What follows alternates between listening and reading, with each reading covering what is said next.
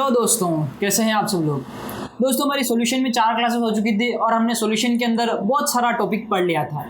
तो आइए अपन उसी को आगे कंटिन्यू करते हैं और हमें जल्द से जल्द सॉल्यूशन वाले टॉपिक को ख़त्म भी करना है। तो हमने लास्ट क्लास तक क्या पढ़ाया था? तो हमने लास्ट क्लास में हेनरी लॉ पढ़ा था और उसके बाद हमने वेपर प्रेशर पढ़ा था, मोल फ्रैक्शन के बारे में भी जानकारी ली थी।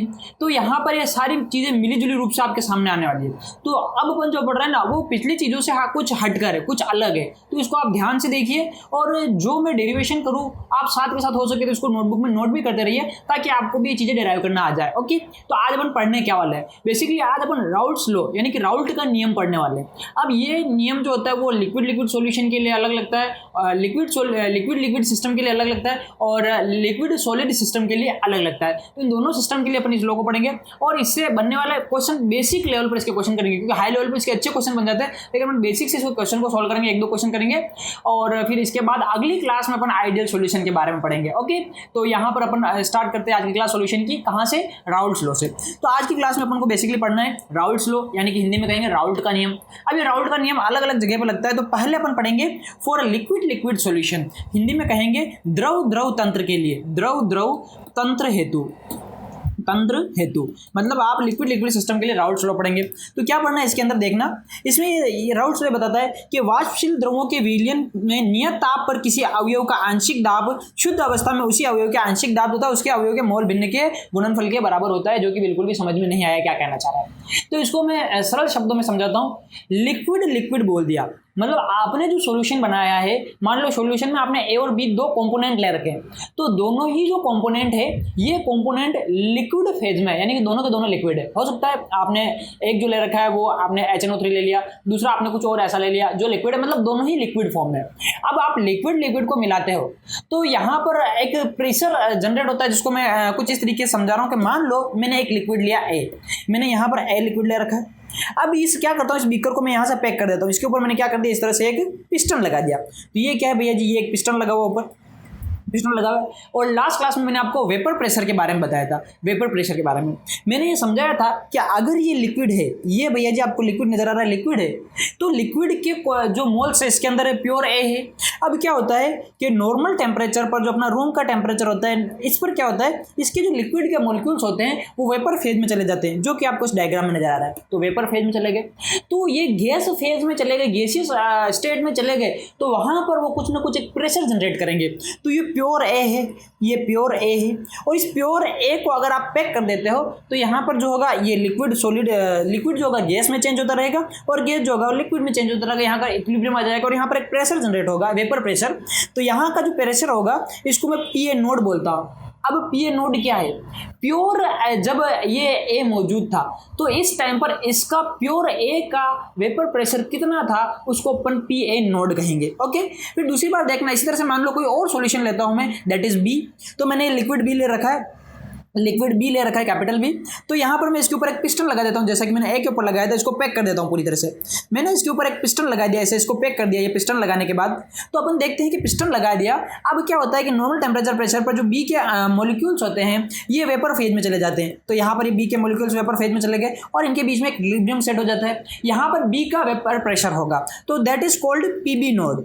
तो अगर प्योर B है मेरे पास, प्योर B कोई लिक्विड है और इसको मैं पैक कर देता हूँ, तो इसकी वजह से जो वेपर बनेगी उसका जो प्रेशर होगा that is called PB node, उसको मैं PB नोड कहूंगा। और PA नोड किसको कहूंगा? प्योर A जब होगा तो उसके प्रेशर को मैं PA नोड कहूंगा।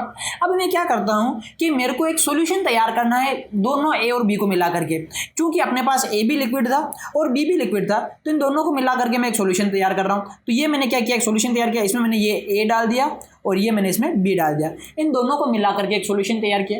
जब मैं इन दोनों को मिला करके एक सॉल्यूशन तैयार करता हूं तो आपको पता है कि A की जो नेचर था कैसा था कि ए वेपर फेज में जाना चाह रहा था, बी भी वेपर फेज में जाना चाह रहा था। तो ए भी कुछ ना कुछ प्रेशर जनरेट कर रहा था, that is called PA node, और बी भी कुछ ना कुछ प्रेशर जनरेट कर रहा था, that is called PB node. अब मैंने ए और बी को मिला दिया है, तो अगर मैं ए और बी को मिला देता हूं तो दोनों मिलकर के एक प्रेशर जनरेट करेंगे। अब इसको न तो मैं PA नोड बोल सकता हूं, ना इसको मैं PB नोड बोल सकता हूं। क्यों? क्योंकि अगर PA नोड बोलता हूं तो इसका मतलब ये प्रेशर ए के पार्टिकल्स की वजह से, लेकिन सॉल्यूशन के अंदर बी के पार्टिकल भी मौजूद है और बी बोलता हूँ, तो इसका मतलब मैं बोलना चाह रहा हूँ कि वो बी की वजह से टोटल प्रेशर आ रहा है, बट वो प्रेशर ए के पार्टिकल्स की वजह से भी है। मतलब यहाँ पर ए और बी दोनों के मॉलिक्यूल्स मौजूद है, तो जो प्रेशर जनरेट हो रहा है उसमें ए और बी दोनों का योगदान है। उस प्रेशर को मैं टोटल प्रेशर या प्रेशर ऑफ सॉल्यूशन पीएस कहूंगा। ओके, तो यहाँ पर मैं इसके ऊपर भी सेम पिस्टन लगा देता हूँ, ये मैंने पिस्टन लगा दिया।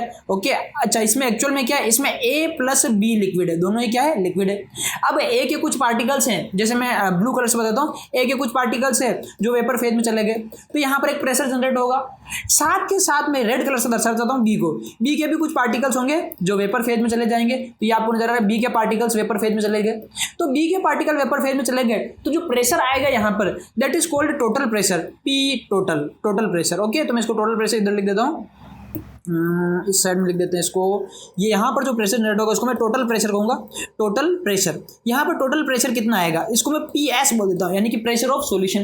तो ये सॉल्यूशन का जो प्रेशर होगा इसमें ए के कुछ पार्टिकल्स मौजूद होंगे वेपर फेज में जिसकी वजह से प्रेशर आएगा, और बी के कुछ पार्टिकल्स मौजूद होंगे वेपर फेज में जिसकी वजह से प्रेशर आएगा। तो ए और बी दोनों का योगदान है।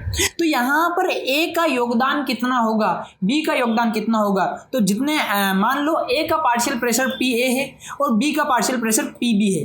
ओके, पीबी है, तो यहाँ पर जो पार्शियल प्रेशर ए का कितना होगा ये डायरेक्टली प्रोपोर्शनल होगा ए के मोल फ्रैक्शन कितना है इस लिक्विड के अंदर, मोल fraction of A in liquid phase, और बी का जो प्रेशर होगा पार्शियल प्रेशर वो इसके पीबी यानी कि इसके मोल फ्रैक्शन कितना है उसके बराबर होगा। ओके, मोल एक्स है और एक्स बी। अब एक्स और एक्स बी क्या होता है, मोल फ्रैक्शन या मोल प्रभाव होता है, और इसको मैं पिछली क्लास में डिस्कस कर चुका हूँ। तो जिनको एक्स से एक्स बी नहीं पता उनको आज का कंसेप्ट समझ में नहीं आने वाला है, क्योंकि मोल फ्रैक्शन इसको पढ़ना बहुत ही जरूरी है। तो पहले की जो क्लासें हुई ना उन सबका निचोड़ अब सामने आने वाला है। यहाँ पर मैं मोल फ्रैक्शन को काम में लूंगा, यहाँ पर मैं पार्शियल प्रेशर, यहाँ पर मैं वेपर प्रेशर, इन सबको काम में लेने वाला हूँ जो कि पिछली क्लासों से निकल के आते हैं। तो जिन्होंने पिछली क्लासें नहीं देखी है वो प्लीज पीछे जाकर के लिंक में आपको मिल जाएगा, वहां पर पिछली क्लासें देखना, उसके बाद ये क्लास देखना, वरना कुछ भी पढ़ना नहीं पड़ेगा।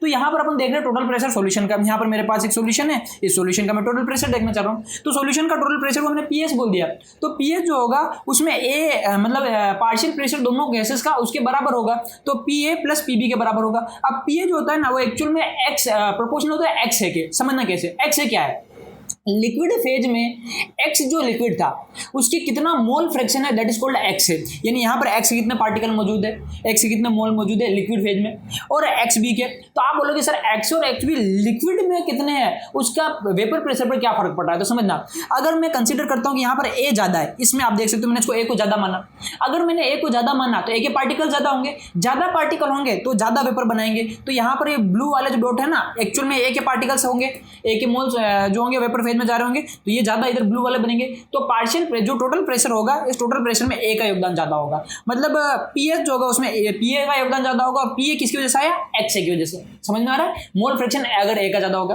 और मान लो अगर बी ज्यादा होता तो यहाँ पर जो होता है बी का योगदान ज्यादा होता, तो इस टोटल प्रेशर में बी का योगदान ज्यादा होता। मतलब टोटल प्रेशर जो होता है वो पीए और पीबी यानी कि दोनों लिक्विड के पार्शियल प्रेशर पर डिपेंड करता है, और वो पार्शियल प्रेशर किस पर डिपेंड करता है कि लिक्विड फेज में उसके कितने मॉलिक्यूल्स मौजूद है, उतना कितना उसका कितना परसेंटेज मौजूद है। एक्चुअल में एक्स और एक्स भी आप परसेंटेज के हिसाब से बोल सकते हो, जैसे हमने देखा था एक्स से क्या होता है, एक्स होता है मोल्स ऑफ ए अपॉन में टोटल मोल्स यानी ए प्लस बी के मोल, और एक्स बी क्या होता है मोल्स ऑफ बी अपॉन में टोटल मोल ए प्लस बी। तो मैं बोल दूं कि एक्स का 50% है, तो एक्स अगर एक्स का मोल फ्रैक्शन 50% है या एक्स 50% है, 50% का मतलब 0.5, तो आपको पता है एक्स है प्लस एक्स बी ये जुड़ करके कितना होता है, ये जुड़ करके 1 होता है। तो यहाँ से आपने 50% बोला, मतलब अपने आप आपने कितना बोल दिया एक्स से 0.5%, अपने से एक्स बी निकाल देंगे, तो परसेंट में भी बोल सकते हैं, इसको पॉइंट में बोल सकते हैं। एक्स और एक्स बी एक्चुअल में परसेंटेज ही बताते हैं कितने परसेंटेज मौजूद है। ओके, आगे बढ़ जाते हैं। अब ये राउल्ट लो क्या कह रहा है, एक बार फिर से पढ़ते हैं कि यहाँ पर जो आपने सोल्यूशन लिया है, 2 वाष्पशील 2 आप वोलेटाइल लिक्विड लोगे, वोलेटाइल मतलब जो वेपर फेज में जा सकते हैं, दो ए और बी दोनों ही वेपर फेज में जा रहे थे, तो उसकी वजह से एक प्रेशर जनरेट होगा, पीएस इसको बोला, वो टोटल प्रेशर जो होगा वो किसके बराबर होगा, तो उसके अंदर आप टोटल प्रेशर देखोगे तो किसी अवयव का वाष्प दाब यानी कि या तो ए का या बी का, P A naught p B naught, और तथा उसी अवयव के मोल भिन्न के समानुपाती होगा। अब इसको मैं मैथमेटिकली लिखना चाह रहा हूं, तो देखना कैसे लिखेंगे। अपन बोलना चाह रहे हैं कि मान लो जो मेरे पास ये बीकर है, एक बार मैं समझाता हूँ, ये बीकर है, इस बीकर के अंदर मेरे पास यहाँ पर मैंने एक सोल्यूशन ले रखा है, that is a plus b का सोल्यूशन है। ए प्लस बी का सोल्यूशन है, यहाँ पर ए के भी कुछ पार्टिकल्स मौजूद है और इस तरह रेड कलर से बताता हूँ बी के भी कुछ वेपर फेज में पार्टिकल्स मौजूद है। तो जो प्रेशर होगा पी एस, ये पी ए का प्रेशर प्लस बी का प्रेशर, बी का पार्शियल प्रेशर, इन दोनों के पार्शियल प्रेशर के बराबर होगा। अब ए कितना है और बी कितना है ये अपन देखना चाह रहे हैं, पी ए कितना है पी बी कितना है। ओके, तो यहाँ पर जो टोटल प्रेशर अपन देखना चाह रहे हैं, तो देखना यहाँ पर पी ए जो होगा, P A is directly proportional to X A, मतलब कि पी अगर एक्स जो है ना ए वाला अपना सॉल्यूशन ए लिक्विड ए ज़्यादा होगा तो उसका पार्शियल प्रेशर ज़्यादा होगा।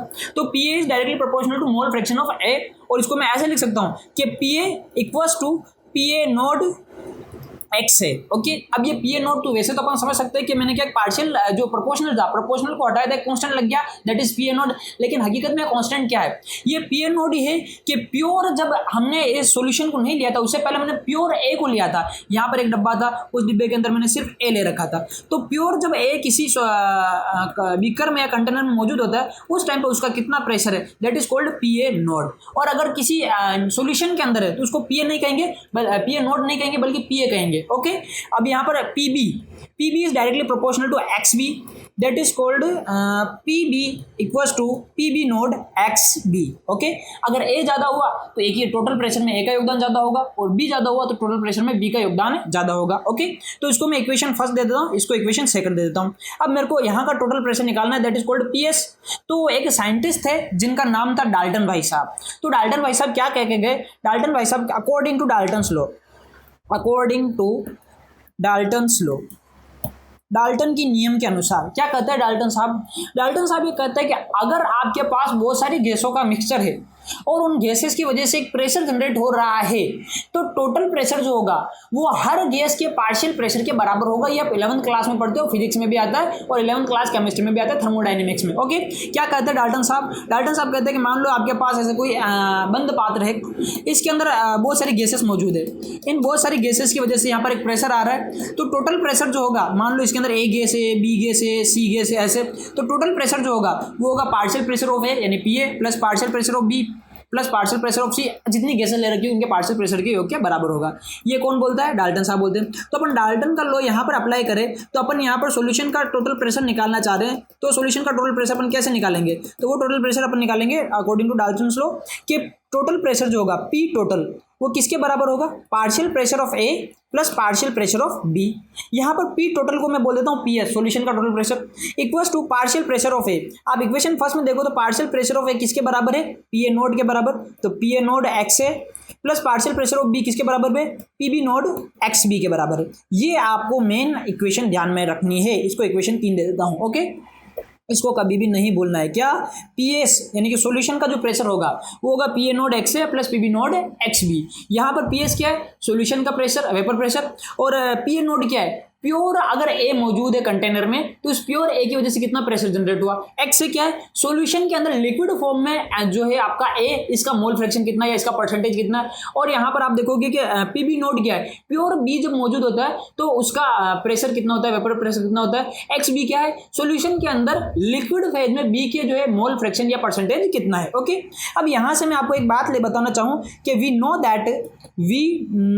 दैट हम जानते हैं कि क्या जानते हैं कि एक्स ए प्लस एक्स बी जो होता है, एक्स ए प्लस एक्स बी ये किसके बराबर होता है, ये 1 के बराबर होता है। यानी आप एक्स ए और एक्स बी को जोड़ दो तो वो मिलकर कितना होता है, 1 होता है। तो यहाँ से मैं एक कंक्लूजन निकाल सकता हूँ कि मेरे को अगर एक्स ए लिखना हो तो इसको मैं क्या लिख सकता हूँ, 1 माइनस एक्स बी लिख सकता हूँ। अगर एक्स ए प्लस एक्स बी 1 होता है तो एक्स ए को क्या लिख सकता हूँ, 1 माइनस एक्स बी। एक्स ए प्लस एक्स बी 1 कैसे होता है, क्यों होता है, तो मोल फ्रैक्शन वाले में समझा रखा है, वहां पर देखना पड़ेगा आपको।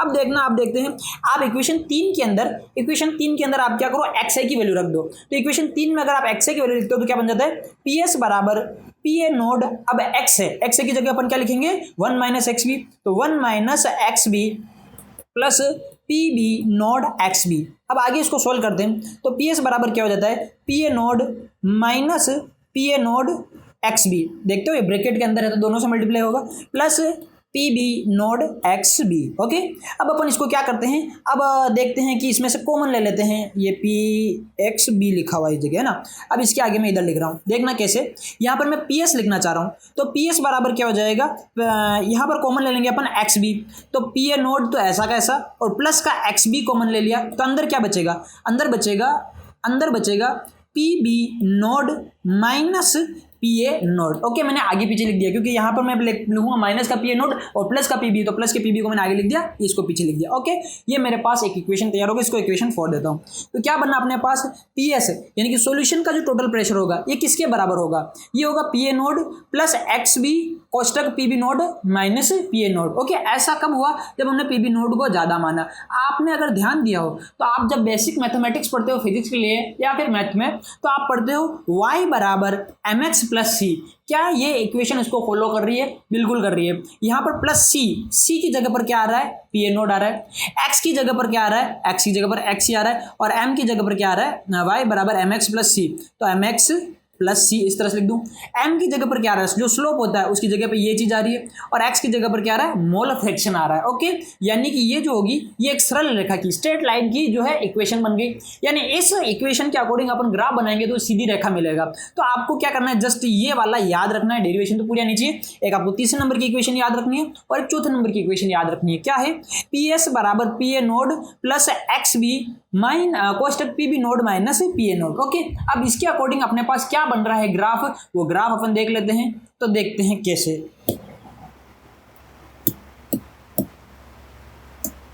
हाँ जी, अपने पास इक्वेशन क्या बन गई थी, इक्वेशन को देख लेते हैं। पी एस बराबर पी ए नोड प्लस एक्स बी कोष्टक में P V node minus P A node, ये अपने पास इक्वेशन बन गई थी। इस इक्वेशन को अपन तुलना कर देते हैं y बराबर एम एक्स प्लस सी।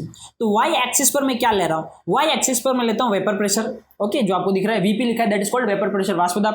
एक्स एक्सिस पर क्या है, ये बी के मोल फ्रैक्शन है। अगर मैं मान लो ये मैंने जो अभी डेरिवेशन किया था ना, इसमें मैंने एक्स ए बराबर 1 माइनस एक्स बी लिखा था, लेकिन मैं ऐसे करता कि एक्स बी बराबर लिखता तो फिर 1 माइनस एक्स ए लिखता, यानी कि मैं इधर उधर कर देता तो ये फिर जो है बी की टर्म्स की बजाय ए की टर्म्स में आता। तो अपन ए या ले या बी ले, ओवरऑल क्या हो रहा है, ये मोल फ्रैक्शन को बता रहा है। तो ये क्या बताएगा, मोल फ्रैक्शन को। तो इस साइड पर मैं लेता हूँ मोल फ्रैक्शन पर, एक्स एक्सिस पर मैंने मोल फ्रैक्शन लिया और वाई एक्सिस पर मैंने सॉल्यूशन लिया। ओके, अब अपन देखते हैं इसको फिल करना है ग्राफ को।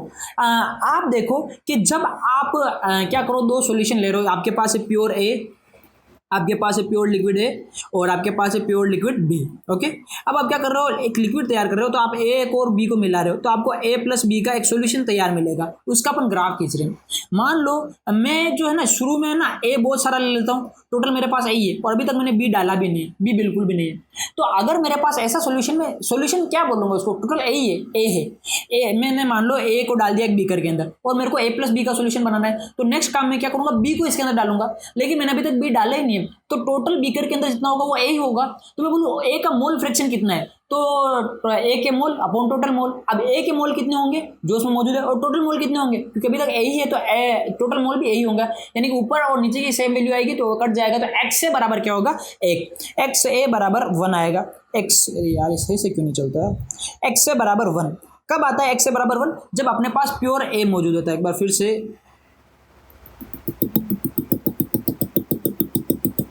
समझना, मेरे पास ये दो चीजें ए और बी, लिक्विड ए है मेरे पास और ये लिक्विड बी मौजूद है। अब मैं इन दोनों को मिला करके एक सॉल्यूशन तैयार करता हूँ, तो मैं क्या करता हूँ, इसी को इसके अंदर डाल देता हूँ, तो ए प्लस बी का सॉल्यूशन तैयार हो जाएगा। तो जब टी बराबर टाइम 0 पर मैंने ए के अंदर, मान लो मैंने ए के अंदर अभी तक बी कुछ भी नहीं डाला, तो यहाँ पर पूछूंगे ए के मोल्स कितने हैं, तो ए के मोल्स कुछ ना कुछ होंगे। अपोन में अगर मैं पूछना चाहूँ इसका मोल फ्रैक्शन निकालो ए का, तो क्या होगा, ए के मोल्स ऑफ ए अपोन में टोटल मोल्स, यानी कि ए प्लस बी के मोल्स। अब आप देखो कि बी, जब तक बी मैंने कुछ ऐड नहीं किया तब ये एन बी की वैल्यू कितनी होगी, 0। तो n A upon n a करोगे, कट के कितना आ जाएगा, ए। तो जब आपने बी बिल्कुल भी मिक्स नहीं किया उस टाइम पे जो होगा, यहाँ पर एक्स ए की वैल्यू कितनी होगी मोल फ्रैक्शन की, 1। उस टाइम पे मैं पूछूँ एक्स बी की वैल्यू कितनी है, तो आप बोलोगे 0 है। अब देखना, अगर मैंने कुछ भी ए ऐड नहीं किया तो यहाँ पे प्योर, कुछ भी बी ऐड नहीं किया तो यहाँ पे प्योर ए मौजूद है। प्योर ए की वजह से जो वेपर प्रेशर जनरेट होगा वो that is called P A node, अभी थोड़ी देर पहले सिखाया था। तो एक प्रेशर जनरेट होगा, उसको मैं पी ए नोड करता हूं, तो यहां पर एक वेपर प्रेशर आएगा, इसको मैंने पी ए नोड कर दिया। अब मैं धीरे धीरे क्या करता हूं, इसके अंदर सारा का सारा बी डाल देता हूं। ओके, बी डाल देता हूं, एक सॉल्यूशन तैयार होगा। लेकिन मैं एक आइडियल कंडीशन मानता हूं कि मान लो अपन क्या कर रहे हैं, ए को कम करते जा रहे हैं और बी को बढ़ाते जा रहे हैं। एक ऐसी कंडीशन मान लेता हूं मैं कि मैंने सारा का सारा ए निकाल दिया और मेरे पास कंटेनर में सॉल्यूशन में टोटल बी ही बचा हुआ है। तो अगर मेरे पास टोटल बी ही होगा ना, तो अगर मेरे पास अगर ऐसा कोई सिस्टम मौजूद है जिसमें मेरे पास टोटल बी मौजूद है और बी की वजह से कितना होगा, तो उस टाइम पे बी का जो मोल फ्रैक्शन होगा दैट इज एक्स बी बराबर 1, उस टाइम पे ए का कितना होगा 0। मैंने एक्स ए सारा निकाल दिया किसी तरीके से। ओके, कैसे निकाला वो मेरा मायने नहीं रखता, लेकिन मैंने इसके अंदर थोड़ी देर तो डालता रहा। जब मैंने पूरा बी इसके अंदर डाल दिया उसके बाद मैंने इधर से सारा ए निकाल दिया, तो इसके अंदर टोटल बी बचा। अगर टोटल बी है तो इस टाइम पे बी का मोल फ्रैक्शन कितना होगा 1 और इस टाइम पे ए का मोल फ्रैक्शन कितना होगा 0, क्योंकि मैंने ए निकाला नहीं। अगर टोटल बी मौजूद है तो प्योर फेज में या प्योर फॉर्म में बी का वेपर प्रेशर कितना होगा, तो बी का वेपर प्रेशर कितना होगा पीबी नोड। तो यहाँ पर मैं एक लाइन खींच लेता हूँ, वो मेरे को पीबी नोड को बताएगी। ओके, तो ये जो लाइन है यहाँ पर इसका पी जो होगा इसको अपन पीबी नोड कहेंगे। यहाँ पर एक प्रेशर होगा that is called p b naught. Okay, p b naught को बताएगी।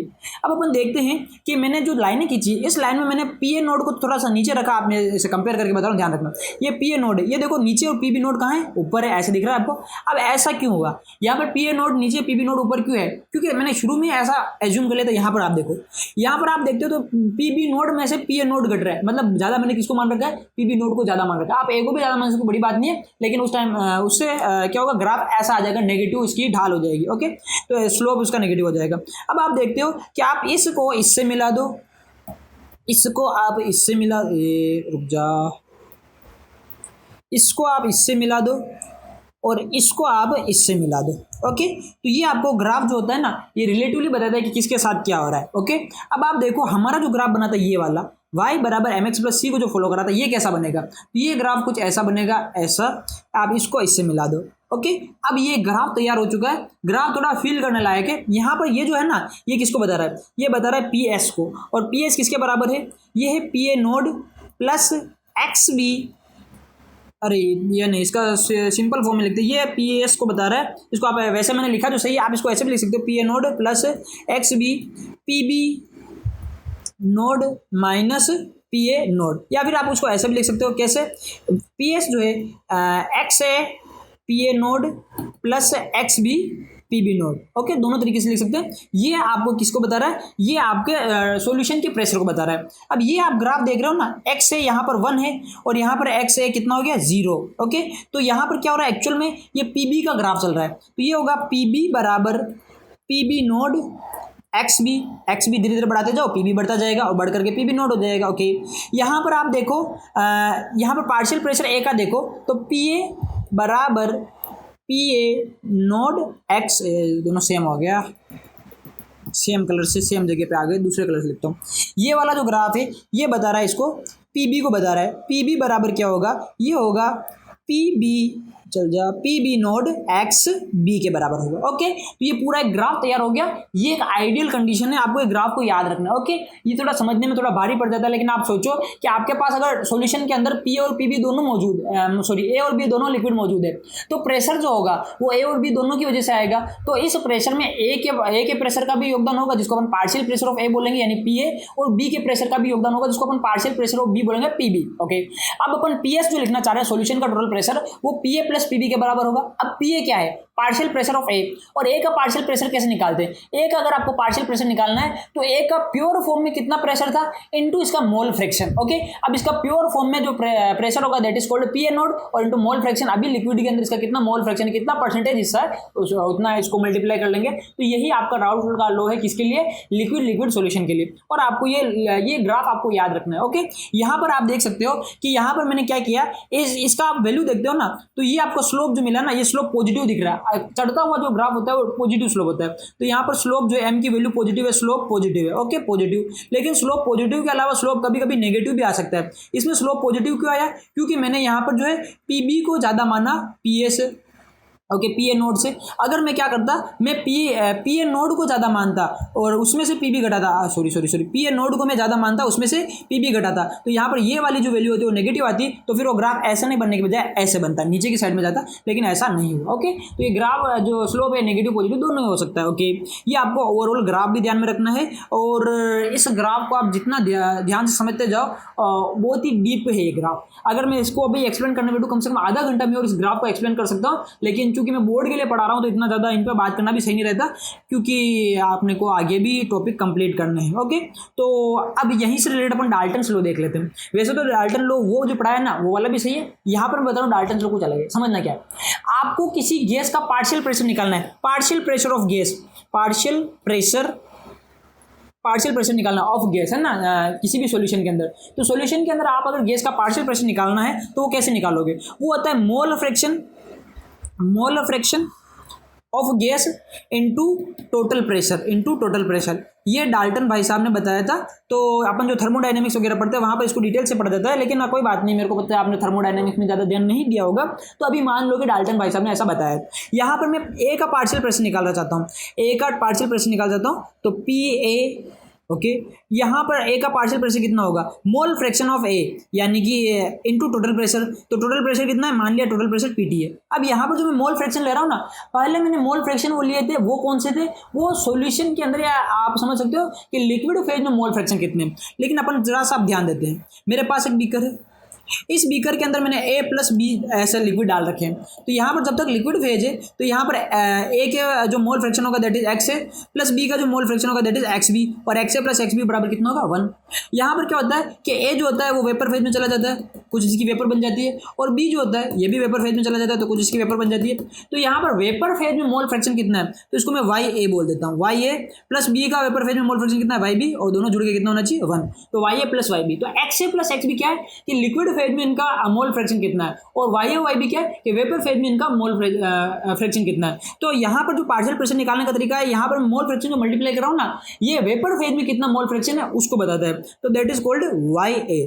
तो इसको YA से गुना करेंगे, और इसी तरह से आप किसका निकालोगे, आप इसका निकालोगे PB का, तो वो कैसे लिखोगे YB into P total. Okay, तो ये हो गया। अब आपसे पूछे सॉल्यूशन का टोटल प्रेशर निकालो, तो सॉल्यूशन का जो टोटल प्रेशर होगा PS बराबर P टोटल, सॉल्यूशन का टोटल प्रेशर होगा वो किसके बराबर होगा, वो होगा PA प्लस PB के बराबर होगा। ओके, और PA टोटल प्रेशर निकालना चाहूँ सॉल्यूशन का, तो P टोटल कितना होगा YAPT प्लस YBPT। ओके, तो ये एक अलग तरीका हो गया, ये कंफ्यूज करने वाला फॉर्मूला है, लेकिन मेरे को क्या करना है, इससे आपको कंफ्यूज नहीं करना, बट एक कंक्लूजन बताना है। उस कंक्लूजन के अकॉर्डिंग अभी थोड़ी देर पहले मैंने जब टोटल प्रेशर निकाला था, थोड़ी देर पहले, तो वहाँ पर मैंने टोटल प्रेशर निकाला था P टोटल या PAC लिखा था उसको, वो क्या था, वो था PA node XA plus PB node XB। याद करना, आप वीडियो में पीछे जा करके देखोगे तो आपको इक्वेशन 3 मिलेगी। तो मैंने जो इक्वेशन 3 कंप्लीट की थी वो ये थी, PS बराबर PA node XA plus PB node XB, ये निकाला था। और अभी मैंने दूसरे तरीके से डाल्टन लॉ यूज करके जो टोटल प्रेशर निकाला वो क्या आया, YAPT प्लस YBPT। दोनों ही सेम चीज़ों को बताएंगे क्योंकि टोटल प्रेशर को बता रहे हैं, लेकिन बताने का तरीका अलग अलग है। यहाँ पर आप देखो तो XA और XB काम में लिया है। XA और XB क्या है कि लिक्विड फेज में इनके मोल फ्रैक्शन कितने हैं, और यहाँ पर मैंने YA और YB को काम में लिया है। इसका मतलब ये कितना है कि वेपर फेज में मोल फ्रैक्शन कितने हैं। तो बताना तो कुछ नहीं, मेरे को बस एक कंक्लूजन बताना है जिससे JEE और नीट में अच्छे क्वेश्चन हर साल आते हैं। ओके, तो समझना इसको। आप टोटल प्रेशर की बात कर रहे हो, ये भी टोटल प्रेशर की बात कर रहा है, मतलब दोनों का प्रेशर सेम है। आप देखो तो यहाँ पर ये क्वांटिटी आ रही है, उसकी जगह यहाँ पर ये आ रही है, यहाँ पर ये आ रही है, उसकी जगह यहाँ पर ये आ रही है। तो अपन कहीं ना कहीं कंपेयर कर सकते हैं। क्या कंपेयर कर सकते हैं कि इसको इससे रिलेट कर दो, इसको इससे रिलेट कर दो। तो क्या कंक्लूजन निकला, PA नोड XA बराबर क्या होता है YA into P total. Okay, और PB नोड XB बराबर क्या होता है YBP टोटल। ओके, ये गहरा कंक्लूजन निकल रहा है। इसको अगर आप सोचो तो इसके अंदर आप बहुत ही गहराइयों में चले जाते जाओगे, क्योंकि अच्छी चीज़ है। ओके, यहाँ से आप P टोटल भी निकाल सकते हो या फिर इसका मोल फ्रैक्शन भी निकाल सकते हो। मान लो वेपर फेज में मोल फ्रैक्शन पूछा YA, तो YA क्या हो जाएगा PA नोड XA अपॉन में P टोटल, और ये क्या हो जाएगा YB क्या हो जाएगा PB नोड XB अपॉन में P टोटल। तो मैंने क्या किया, वेपर फेज के मोल फ्रैक्शन और लिक्विड फेज के मोल फ्रैक्शन को रिलेट करके फॉर्मूला बना दिया। ओके, तो ये बहुत ही आप इससे भी ज़्यादा और बहुत सारे रिलेशन निकाल सकते हो। जैसे जैसे अपने पास क्वेश्चन होते हैं उनके रिगार्डिंग अपन उनके साथ रिलेशन निकाल सकते हैं, लेकिन ऐसा आप एक बार में नहीं निकाल पाओगे, क्योंकि ये बहुत ही गहराई से एक दूसरे में पूरा गुथे हुए हैं। आप क्वेश्चन बार बार प्रैक्टिस करोगे न्यूमेरिकल, तो आपको फिर पता चलेगा कहाँ पर कौन सा फॉर्मूला अप्लाई करना है। ओके, जैसे अपन एक क्वेश्चन देखते हैं, एक फॉर्मूला देखते हैं। क्वेश्चन क्वेश्चन देखो क्या है। एक क्वेश्चन है कि आपने मेथनॉल और एथेनॉल का एक आइडियल सॉल्यूशन बनाया। ओके, मेथनॉल और एथेनॉल का आइडियल सॉल्यूशन बनाया, तो आपने 300 केल्विन पर ये काम किया, रूम टेम्परेचर भी किया नॉर्मल। तो 32 ग्राम आपने मेथनॉल लिया और 23 ग्राम आपने एथेनॉल लिया। ओके, और एक सॉल्यूशन तैयार कर लिया। तो 300 केल्विन पर यानी सेम टेम्परेचर पर मेथनॉल का जो प्योर मेथनॉल का जो होता है ना प्रेशर, वो कितना था 90 mm/Hg, और प्योर एथेनॉल का कितना था 51 mm/Hg। तो आपको बताना है कि इसके जो घटक होंगे उनका आंशिक दाब मतलब क्या है, इसके जो partial pressure of its constituent particle and total pressure of solution. मतलब आपको पीए निकालना है, पीबी निकालना है और पीएस निकालना है, mole fraction of each component in vapour phase. समझना क्या है, इसको मैं क्वेश्चन को इजी फॉर्म में समझाता हूँ। मेरे पास एक प्योर सॉल्यूशन है, प्योर लिक्विड है ए। ओके, इस ए को मैं मान लेता हूँ ये क्या है, मेथनॉल है, मेथनॉल है। ओके, यहाँ पर ये पिस्टन लगा हुआ है, मेथनॉल पड़ा है अपने पास। मेथनॉल जब प्योर फेज में होता है तब इसका जो पार्शियल प्रेशर होता है इसको अपन पी नोट बोलेंगे। वो मेथनॉल के लिए कितना दे रखा है 300 केल्विन पर, इसका मेथनॉल का पार्शियल प्रेशर जो दे रखा है वो दे रखा है 19 mm/Hg। ओके, इस तरह से मेरे पास क्या है, प्योर मेरे पास एथेनॉल है, प्योर मेरे पास एथेनॉल है, और इस प्योर एथेनॉल का जिसको मैं बी मान लेता हूँ, कंसीडर करता हूँ ये बी है, ये एथेनॉल है ना। तो इसका जो वेपर प्रेशर होगा प्योर फेज में यानी कि पीबी नोड ये कितना होगा, ये दे रखा है 51 mm/Hg। ओके, 51 mm/Hg इतना दे रखा है। अब ये मेरे से पूछना चाह रहा है कि अगर मैंने इन दोनों को मिक्स कर दिया, ए और बी को मिला दिया, तो मेरे पास एक आइडियल सॉल्यूशन बनता है। ओके, ध्यान रखना, जो मैंने अभी ग्राफ बनाया था वो आइडियल सॉल्यूशन के लिए ही लागू होता है, हाँ सबके लिए लागू नहीं होता, क्योंकि इसके बाद अपन नॉन आइडियल सॉल्यूशन भी पढ़ने वाले हैं। तो मैंने ए और बी को मिला दिया, तो यहाँ पर कुछ ना कुछ प्रेशर जनरेट होगा पीएस, वो पीएस के अंदर ए का भी कुछ ना कुछ योगदान होगा, प्लस पीबी का भी कुछ ना कुछ योगदान होगा। ओके, तो ये अपन को निकालना है। तो अपन ए कैसे निकालेंगे, पीए निकालना है तो अपन क्या कर देंगे, पीए नोड इंटू एक्स से कर देंगे, और पीबी निकालना है तो p b naught into x b कर देंगे। ओके, तो ये निकालने का रास्ता बता रहा हूँ, ये क्वेश्चन सोल्व नहीं किया अभी तक, मैंने रास्ता बताया, रूपरेखा बताया, ऐसे ऐसे करना है। लेकिन अपन जरा सा ध्यान दें तो अपने को पीए नोड और पीबी नोड तो दे रखा है, लेकिन अपन को एक्स से और एक्स बी नहीं दे रखा है, यानी मोल फ्रैक्शन ऑफ ए यानी मेथनॉल का मोल फ्रैक्शन और एथेनॉल का मोल फ्रैक्शन नहीं दे रखा है। तो अगर अपन मेथनॉल एथेनॉल का मोल फ्रैक्शन निकाल देंगे तो अपने से ये चीज निकल जाएगी। वाष्प प्रवाह में प्रत्येक घटक का मोल प्रभाव यानी कि वेपर फेज में वाई ए निकालना है और वाई बी निकालना है, वो भी निकाल लेंगे, पहले ये निकाल के देखते हैं। तो अपन ये कैसे निकालेंगे, जरा ध्यान देना, अपने को मोल फ्रैक्शन निकालना है। मोल फ्रैक्शन का फॉर्मूला क्या होता है, हम अगर ध्यान दें सॉल्यूशन पहले क्या करते हैं, पहले नंबर 1 अगर ध्यान दें तो जो मोल फ्रैक्शन होता है एक्स ए, वो होता है ए के मोल यानी कि N A upon total mole N A plus N B. अब एन ए प्लस एन बी, अब अपने को ए के मोल कितना है, यानी मेथनॉल के मोल कितना पता करना है, और मोल ऐसे निकाले नहीं जाते, मोल निकालने का पूरा मोल कंसेप्ट क्लास 2 में मैंने पूरा डिस्कस कर रखा है। तो मोल निकालने का तरीका क्या होता है कि अगर मेरे को यहाँ पर क्या दिया है, मेरे को यहाँ पर वजन दिया है मेथनॉल का कितना गया 32 ग्राम, तो अगर मेरे को वजन दे करके मोल पूछे तो कैसे निकालेंगे, तो मास अपॉन में मोलिकुलर वेट को अपन डिवाइड कर देंगे तो अपने को मोल मिल जाएंगे। ये मैं दूसरी क्लास में अच्छे से डिस्कस कर चुका हूँ। तो यहाँ पर एन ए निकालना है, तो एन ए कैसे निकालेंगे, एन ए निकालेंगे जो अपने को मास दे रखा है मेथनॉल का अपॉन में मेथनॉल का मोलिकुलर वेट कितना है। तो मेथनॉल का मास कितना दिया अपने को 32 ग्राम, ये रहा 32। अब मेथनॉल का मोलिकुलर वेट कितना है, देखो मेथनॉल का फॉर्मूला क्या होता है, मेथनॉल का फॉर्मूला होता है CH3OH, ये मेथनॉल का फॉर्मूला है। ओके, जैसा कि आपको यहाँ पर दिख भी जाएगा, ये मेथनॉल का फॉर्मूला नहीं दिख रहा है, कोई बात नहीं, पता होना चाहिए मेथनॉल का। अब यहाँ पर आप देखते हो कार्बन कितना है, तो कार्बन कितना है आपके पास, एक कार्बन है। अब एक कार्बन का मोलिकुलर वेट कितना होता है 12, अगर 2 होते तो कितना हो जाता है 24। यहाँ पर आप हाइड्रोजन देखो, 3 हाइड्रोजन ये और 1 हाइड्रोजन है, 4 हाइड्रोजन है। तो एक हाइड्रोजन का मोलिकुलर वेट है तो 1, तो 4 हाइड्रोजन का कितना हो गया 4। ऑक्सीजन यहाँ पर 1 है, एक ऑक्सीजन का मोलिकुलर वेट कितना होता है, तो एक ऑक्सीजन का मोलिकुलर वेट होता है 16। ओके, तो यहाँ पर आप जोड़ लो 16 और 4 कितना होगा 20, और 20 और 10 30, 30 और 2 32, यानी कि मेथनॉल का मोलिकुलर वेट कितना होता है 32। तो 32/32 तो कितना मोल आ गया 1। तो मेथनॉल का एन ए कितना आ गया अपने पास 1। एन बी अपने को निकालना है, तो एन बी कैसे निकालेंगे, तो यहाँ पर अपन एन बी निकालेंगे तो वो कितना हो जाएगा, n b molecular weight of mass of ethanol. तो एथेनॉल कितना लिया अपने 23 ग्राम अपॉन में मोलिकुलर वेट ऑफ एथेनॉल। अब एथेनॉल का मोलिकुलर वेट निकालना है, तो देखो यहाँ पे एथेनॉल का फॉर्मूला भी दिया हुआ है, क्या दिया हुआ है C2H5OH, ये है C2H5OH। यहाँ पर आप देखो इसका मोलिकुलर वेट आपको निकालना है, तो देखो कार्बन कितना है 2 कार्बन है। अब एक कार्बन का मोलिकुलर वेट 12 होता है, 2 का कितना हो जाएगा 24। यहाँ पर हाइड्रोजन देखो आप, तो 5 और 1 6 हाइड्रोजन है, तो 6 एक हाइड्रोजन का 1 तो 6 हाइड्रोजन का 6। ऑक्सीजन कितना है 1 है, तो यहाँ पर हो गया 1 ऑक्सीजन का 16। तो यहाँ पर 6 और 4 10, 10 से 6 16, 6 हो गया, और हासिल का एक इसमें 3 और 1 4, यानी कि 46 हो गया। तो ये मैं लिखूंगा, कितना लिखूंगा 23/46। तो 23/46 कितना हो जाएगा, ये मेरे पास हो जाएगा 0.2 हो जाएगा। है ना, जीरो, सॉरी ये 1/2 यानी 0.5 हो जाएगा। ओके, 1/2 होगा 50%, 0.5 हो गया। तो मेरे पास एन ए और एन बी मिल चुके हैं। तो अब मैं इसको एक्स ए को सोल्व कर लेता हूँ। तो एक्स ए कितना आ जाएगा 1, क्योंकि एन ए कितना अपने पास 1 अपॉन एन ए प्लस एन बी 1 प्लस 0.5 यानी कितना हो जाएगा 1 अपॉन 1.5 1/1.5। 1.5 का मतलब कितना होता है 3/2, तो ये है 3/2। ओके, तो ये अपने पास आ गया 2/3 मोल फ्रैक्शन कितना हो गया अपने पास एक्स से 3/2। अब एक्स भी निकालना है तो ट्रिक बताई थी डायरेक्ट, एक्स भी निकालना है तो माथापच्ची नहीं करना। एक्स ए प्लस एक्स बी कितना होता है 1, तो आपको एक्स भी निकालना है। एक्स आपके पास है तो 1 में से घटा लो, तो आप 1 में से 2/3 घटाओगे तो वो कितना आ जाएगा एक्स बी डायरेक्ट आपको निकालना आना चाहिए। एक्स बी बराबर डायरेक्ट ट्रिक से 1/3। ओके, और एक्स बी डायरेक्ट कैसे निकालेंगे ये मैं मोल फ्रैक्शन वाली क्लास में बताया था, एक बार फिर से बता रहा हूँ, ध्यान देना। एक्स ए प्लस एक्स बी जुड़ करके आपका 1 आता है। ओके, अब आपके पास एक्स बी है, एक्स बी में से आप एक्स ए है तो एक्स ए 1 में से आप एक्स ए घटाओगे तो आपके पास एक्स बी आ जाएगा, यानी एक तो है 1/3 और एक है 2/3। मेरे पास एक्स ए और एक्स बी आ गया। पूछा क्या है इसका पार्शियल प्रेशर, तो पी ए पूछा है ये वाला और पी बी पूछा है। तो अपन देख लेते हैं अपने पास आया, क्योंकि यहाँ पे खिचड़ी पक चुकी है, तो मैं आपको जो जो चाहिए उसको हाईलाइट करके बताता हूँ। आपने को क्या चाहिए, अपने को एक्स ए चाहिए, एक्स ए कितना है 2/3 और एक्स बी चाहिए जो कितना है 1/3। ओके, अब आगे वापस सोल्व करते हैं। मेरे को चाहिए यहाँ पे एक्स ए मेरे पास कितना आया था, एक्स ए 2/3 आया था और एक्स बी कितना है मेरे पास 1/3 आया। ओके, अब मैं इसको सोल्व करता हूँ। तो पहला जो सॉल्यूशन चल रहा है अब आया, अपने को निकालना है पी ए किसके बराबर होगा, पी ए नोड एक्स ए के बराबर होगा। अब पी ए नोड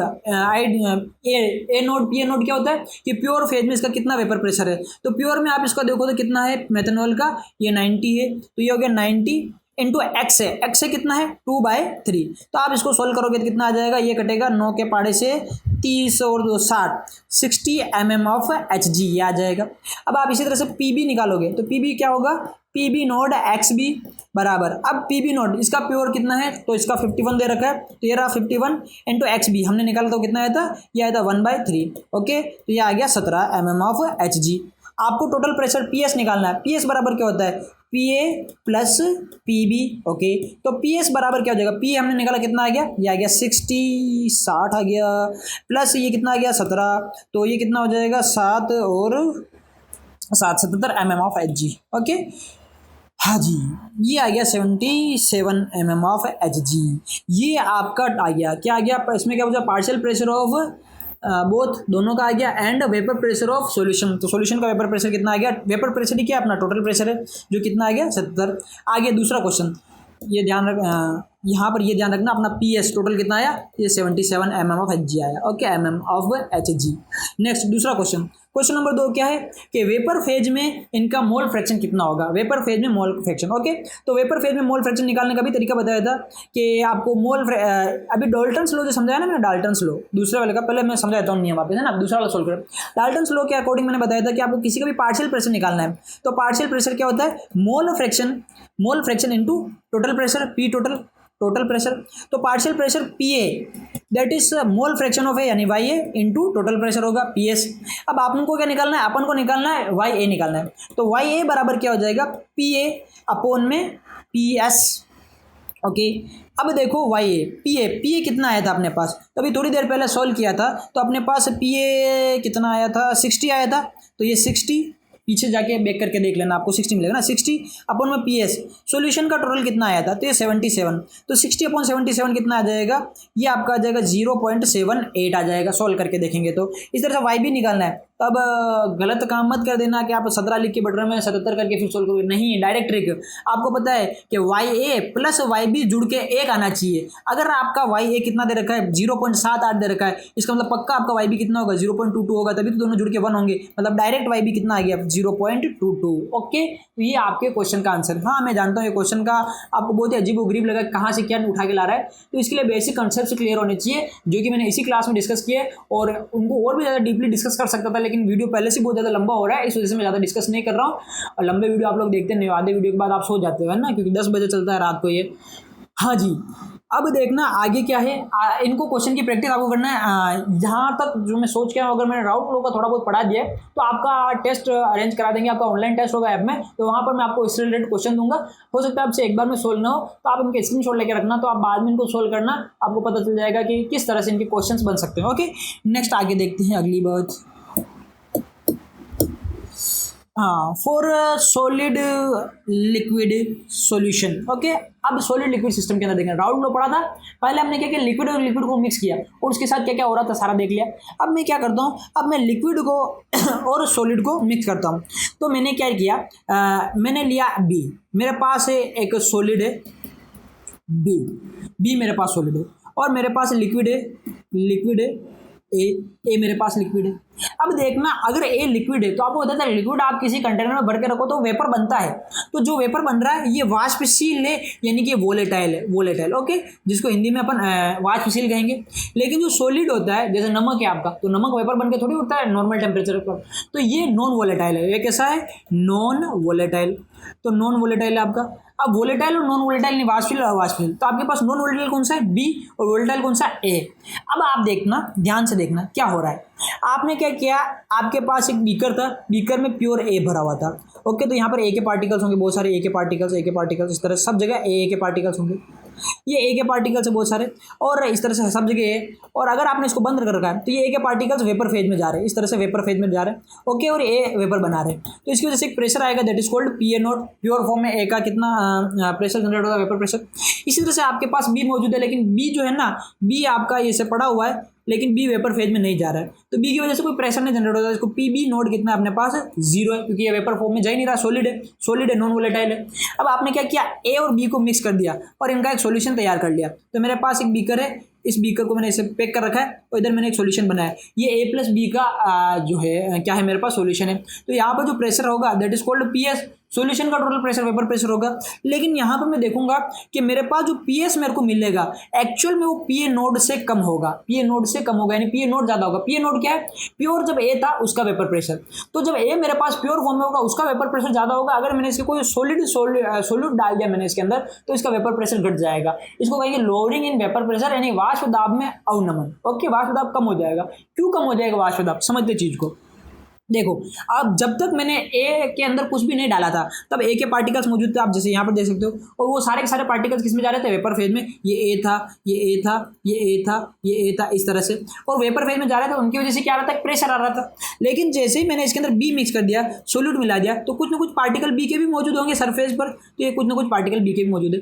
अब ए वाले तो क्या होगा, वेपर फेज में चले जाएंगे, ए वाले तो वेपर में चले जाएंगे, लेकिन बी वाले जो होंगे ना, ये वाले बी की तो आदत ही नहीं है वेपर बनना, तो बी वेपर फेज में नहीं जाएगा। तो यहाँ पर ओवरऑल ए के जो पार्टिकल्स होंगे उनमें कमी आएगी।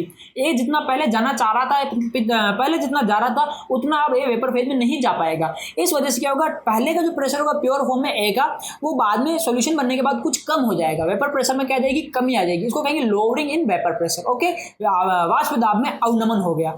कब हुआ ऐसा, जब हमने एक लिक्विड के अंदर सॉलिड मिलाया। इससे पहले मैंने क्या किया था, इसके अंदर मैंने ए और बी को मिक्स किया, तो ए भी वोलेटाइल था, बी भी वोलेटाइल था, यानी ए भी वेपर फेज में जा रहा था, बी भी वेपर फेज में जा रहा था। तो जो टोटल प्रेशर आ रहा था उसमें ए का भी योगदान था और बी का भी योगदान था। इस बार मैंने क्या किया, मैंने अगर इनको मिक्स किया तो मेरे पास ए और बी जो मिला ना, उसमें टोटल प्रेशर में कमी आ गई, क्योंकि ए तो वेपर में जाना चाह रहा था लेकिन बी वेपर नहीं बना रहा था, बल्कि ए जहां से वेपर बन रहा था उस जगह को बी ने कवर कर लिया, तो बी के ए के जो वेपर बनने की जगह थी वो कम हो गई, तो ए के प्रेशर में कमी आ गई। तो यहाँ पर जो है वेपर टोटल प्रेशर जो सॉल्यूशन का वो प्योर फॉर्म की तुलना में थोड़ा सा कम होगा। ओके, कब, जब आप लिक्विड के अंदर सॉलिड डालोगे। अब देखना, ये आप सारा फंडा समझ चुके हो, तो आप ध्यान से देखो, मैं फिर से लिख रहा हूँ। बी क्या है मेरे पास, अब वो माता बच्ची नहीं कहूँगा, शॉर्ट में लिख रहा हूँ। ये मेरे पास नॉन वोलेटाइल है, नॉन वोलेटाइल है, मतलब कि ये लिक्विड वेपर फेज में नहीं जाता।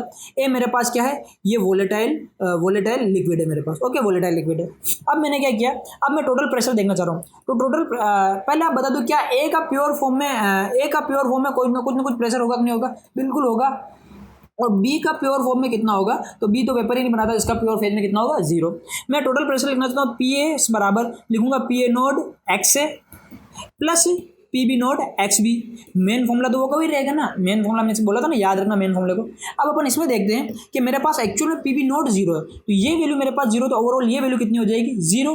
तो जो पी एस होगा वो होगा P A node x A. Okay, ध्यान से देखना, पी एस बराबर पी ए नोट एक्स ए। क्या इसमें बी का कहीं पर भी रोल है? नहीं है, टोटल प्रेशर में बी का कोई रोल नहीं है। ओके, अब मैंने आपको समझना ध्यान से, अभी ये समझाया कि ए की वजह से प्रेशर आ रहा था और ए में आपने सोल्यूट बी डाला तो प्रेशर में कुछ कमी आई।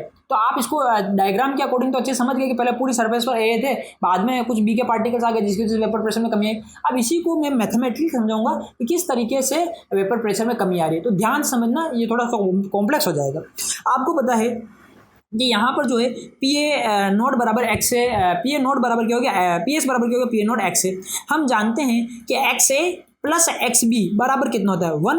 तो एक्स ए को क्या हम 1 माइनस एक्स बी लिख सकते हैं? बिल्कुल लिख सकते हैं। तो इस जगह पर मैं लिख देता हूँ। तो अगली स्टेप में क्या हो जाएगा, पी एस बराबर हो जाएगा P A naught 1 minus x b. Okay, कोई दिक्कत नहीं, आगे बढ़ जाते हैं। यहाँ से आप आगे देखते हो तो पी एस बराबर अंदर गुणा हो जाएगा ये p A node minus P A node x b हो गया। ओके, थोड़ा सा आगे बढ़ते हैं। तो इससे आप आगे बढ़ो, इससे आप आगे बढ़ोगे तो आप क्या करना, इसको इधर भेज देंगे तो P A node x a b बराबर हो जाएगा P A node minus P s. थोड़ी गणित खेल ली देखना, इसको इधर भेजा पी एस को तो ये इधर आ गया माइनस में, और इसको इधर भेजा तो इधर आ गया प्लस में।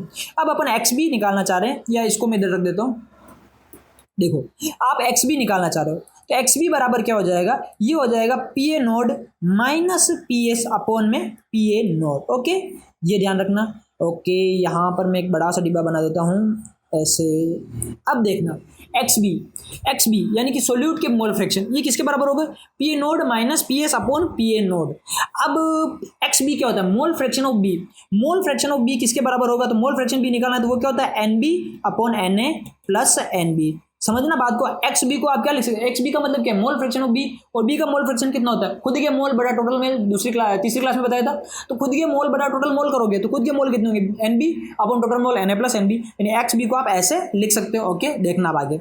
यहाँ पर अपन बात करते हैं तो ध्यान देना, पी ए नोड क्या था, प्योर जब ए मौजूद था उसकी वजह से कितना प्रेशर आया। ओके, पी ए नोड, इसमें से मैं पी एस को घटा रहा हूँ, मतलब पी ए नोड ज़्यादा है और पी एस कम है, तभी तो मैं ज़्यादा में से कम को घटा रहा हूँ। अब आपको पता चला कि प्योर फॉर्म में ए का प्रेशर ज़्यादा आ रहा था, लेकिन इसके अंदर बी डाल दिया तो प्रेशर में कमी आ गई। अब ऐसा क्यों हुआ, तो वही डायग्राम याद करो, पहले सरफेस पर सारे ए के पार्टिकल्स थे, लेकिन जैसे ही हमने क्या किया, थोड़ा सा बी मिक्स कर दिया तो बी के पार्टिकल जगह आ गए तो प्रेशर में क्या आ गई, कमी। तो ये है, तो प्रेशर में कमी है। इस कमी को मैं डेल्टा पी बोल देता हूँ। क्या बोलता हूँ, डेल्टा पी। और डेल्टा पी क्या है एक्चुअल में, lowering in vapour pressure, lowering in vapour pressure, VP लिख देता हूँ, lowering in vapour pressure. Lowering in vapour pressure को बोलते हैं वाष्प दाब में अवनमन, हिंदी में बोलेंगे वाष्प दाब में अवनमन। देखो, एक तो होता है उन्नयन, उन्नयन का मतलब बढ़ना, और एक होता है अवनमन, अवनमन का मतलब घटना।